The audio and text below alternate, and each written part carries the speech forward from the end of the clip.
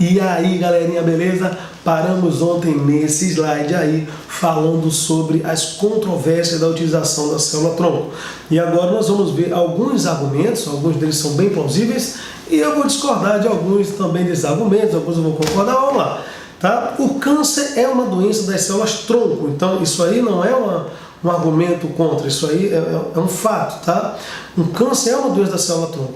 O que uma célula-tronco faz? Ela origina uma nova célula, né? Ela se diferencia e permanece tronco, permanece capaz de originar novas células. O que ocorre no câncer é que uma célula que é diferenciada, ela volta a ser tronco, só que ela fica com a sua divisão celular desregulada e ela fica produzindo células tronco o tempo todo, né? Que são células doentes, sem nenhuma finalidade para o organismo, como está mostrando aí no desenho, tá? Se for uma célula capaz de migrar para os tecidos do corpo, né, de ser transportada pela corrente sanguínea e se instalar em novos órgãos, que nós chamamos de metástase, aí se caracteriza como um tumor maligno, né, um câncer. Okay? Então, na verdade, isso é uma verdade, o câncer é uma doença das células-tronco. Então, qual é o temor, né, de você colocar uma célula-tronco numa pessoa e ela parar num órgão, essa célula-tronco, e dar origem a um tipo de tecido que não é do seu local de origem, como está mostrando aí nessa figura aí embaixo. Tá? Você está vendo aí um coração que foi calcificado porque células ósseas começaram a se reproduzir no lugar errado, no caso aí no coração. Isso foi no camundongo, não foi em seres humanos, mas é por isso que existem as pesquisas, para que acidentes como esses não ocorram, ou seja, extremamente minimizados, tá? Ali você está vendo a produção de quimeras. A quimera é um bicho da mitologia grega que tem uma cabeça de vários animais, enfim. A sociedade, de um modo geral, tem medo que os cientistas trabalhem com embriões humanos e misturem com animais e produzam alguns genes, algumas variedades que não existe na natureza. Então esse sempre foi um medo da humanidade, né? Mas é preciso deixar claro que a ciência ela segue legislações específicas justamente para que a vida seja respeitada. Existe uma ética, né? Uma ética médica, a ética da ciência que impede que o cientista faça o que ele quer e ele entende dentro de um laboratório. Tá? Eu concordo que para isso é preciso de uma fiscalização, que não pode ser o próprio cientista o juiz das suas ações. Isso aí eu concordo. Tá bom? A repercussão das células-tronco embrionárias no mundo, esse slide na verdade foi antecipado, eu não falaria dele agora, mas vamos falar, tá? Os Estados Unidos proíbe com multa até de 1 milhão, aí, prisão com pena até de 10 anos, a França também proíbe e tem uma punição ainda maior. A Alemanha é sempre engraçada porque ela sempre proíbe, mas ela investe em outros lugares, né? Tem vários exemplos da Alemanha assim, ela proíbe, mas ela permite que importe para ela pesquisar. Mas se for embriões de lá, não. Então é mais ou menos assim. E o Brasil, ao meu ver, está até à frente nesse sentido, porque ele foi o primeiro país a financiar a pesquisa com dinheiro público. E eu acho que isso é importante para a nossa pesquisa, tá? Aí começa aquela coisa, a utilização da célula-tronco, ela é considerada aborto? Então, vamos para uma parte técnica, né? Toda essa discussão começou quando um advogado, ele entrou com uma ação direta de inconstitucionalidade, uma DIN, né, como eles chamam, dizendo que o embrião, a partir do momento que ele foi concebido, o espermatozoide tocou no óvulo, ele tem todos os direitos que um ser humano tem. É daí que começou a discussão. Quando é que o embrião passa a ter direito à vida? Para a visão da biologia, tá? A vida já existe há muito tempo. Um espermatozoide ele é tão vivo quanto um óvulo. Não há uma diferença para a biologia do espermatozoide estar dentro do óvulo ou não. Ambos são vivos, tá? Mas para algumas visões de mundo, no momento que o espermatozoide toca o óvulo, algo acontece, né, que ele fica munido de alma, espírito, enfim, ele se torna uma entidade viva a partir dali, tá? A visão da biologia ela não corrobora, ela não compartilha dessa visão de mundo. Por quê? Vamos pegar aqui, por exemplo, uma célula da minha mão. Se essa é uma célula da minha mão, Hoje nós temos tecnologia para transformar essa célula da minha mão em um indivíduo. Então, essa célula aqui, ela tem a potencialidade de virar um organismo inteiro pela clonagem. Se eu botar ela num ambiente adequado, no útero materno, ela vai virar uma criança. Essa célula da minha mão. Só que essa célula da minha mão, ela não tem a probabilidade, ela não tem como virar uma criança aqui na minha mão. Ela não tem essa oportunidade, então ela não vai virar uma criança.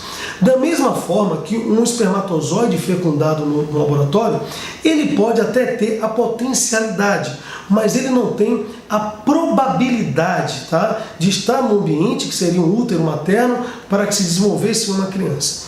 Isso é apenas parte do argumento.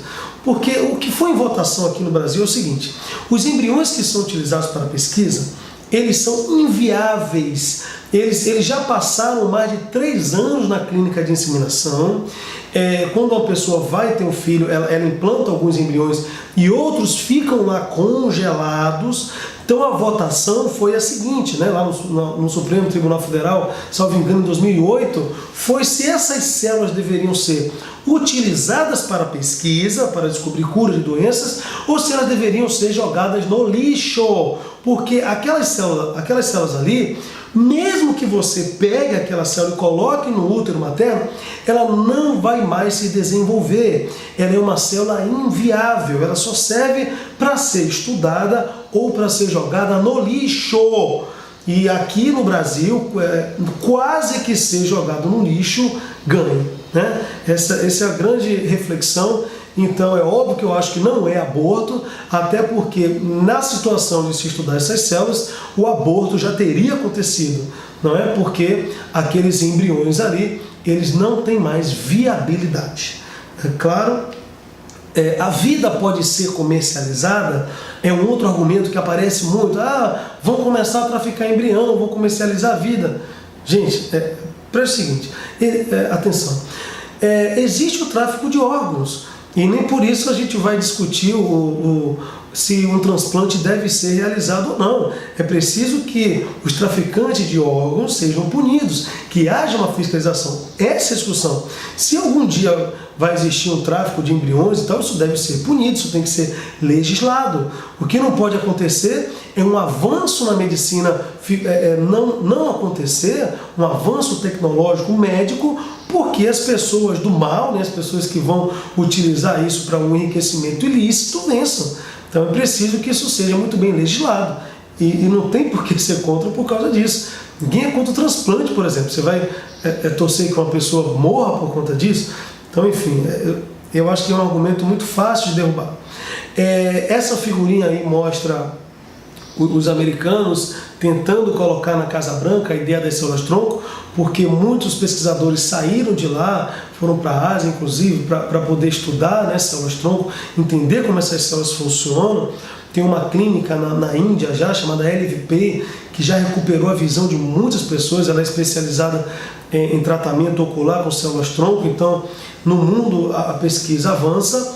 E eu me questionei muito o porquê que muitos segmentos religiosos são contra o avanço das pesquisas. E, em meu ponto de vista, há uma indústria dos milagres, e essa indústria é uma indústria que ganha muito dinheiro, né? Eu não preciso falar nomes, eu estou me policiando para falar nomes agora nos meus vídeos, mas é fácil você ligar a televisão e ver segmentos religiosos que prometem o cadeirante andar ali de imediato, ou o desaparecimento de um determinado tumor. É claro que todo mundo quer isso, mas a ciência, ela oferece algo real, né? Algumas pessoas, imagine você que você nunca teve nunca sentiu a perna, por exemplo, um toque na perna, um carinho, e você passou a sentir.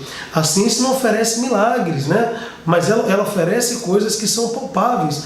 Imagine que você nunca teve uma ereção, nunca sentiu um orgasmo sexual. Se nos entendemos como pessoas felizes, é porque a gente faz sexo, né? A gente tem sensibilidade. E isso sim a célula-tronco já devolve, a sensibilidade de áreas erógenas, o sentimento de um membro, devolver a dignidade de uma pessoa a partir do controle da micção. Imagina uma pessoa que nunca controlou as fezes, a urina, e hoje ela controla. Então isso é real, isso é factível. e isso a célula-tronco já oferece. Então, em meu ponto de vista, enquanto professor, enquanto biólogo, né, enquanto um cidadão que quer que o bem das pessoas, né, do próximo, como muitas igrejas pregam, né, muitas religiões pregam, é claro que eu não posso ser contra uma tecnologia dessa.